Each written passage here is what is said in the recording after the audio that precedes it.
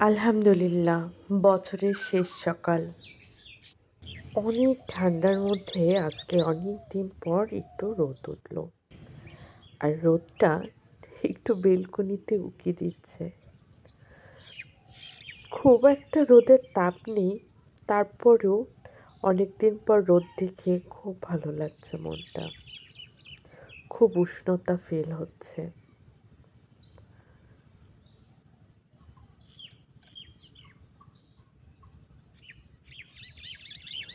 শীতকালের দিনগুলো কেমন যেন লাগে আমার কাছে, বড্ড একঘেয়েমি। সকালটাই শুরু হয় ঠিক 12টা-1টায়, দুপুর 12টা-1টায়। যেমন আজকে প্রায় 1:30টা বাজে আর এখন এসছি আমি রান্না করতে। তারপরেও মনে হচ্ছে খুব ঠান্ডা লাগছে। আগেই 1 কাপ চা বসিয়ে দিয়েছি পাশের চুলোয়।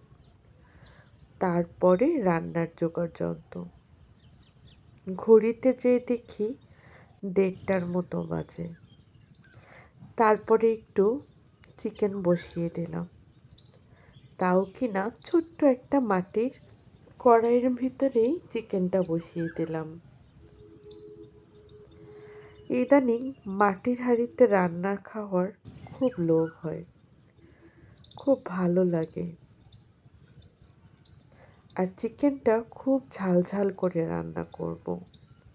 শীতকালে এরকম একটু ঝাল ঝাল চিকেন হলে গরম ভাত অথবা পরোটা সব কিছুর সাথেই ভালো লাগে। আমাদের বেডরুমের সাথে বেলকনিটা এখনো খোলা হয়নি। ঠান্ডার কারণে ম্যাক্সিমাম টাইমই বন্ধ করে রাখি। আর আজকে রোদ দেখে একটু খুলে দিলাম। বাইরের আবহাওয়াটা একটু ঠান্ডা ঠান্ডা, আর কতক্ষণ পর একটা ঠান্ডা বাতাস আসছে। বিছানা ভর্তি করা কাপড়, সবগুলোই ওয়াশ করা আর শুকানো।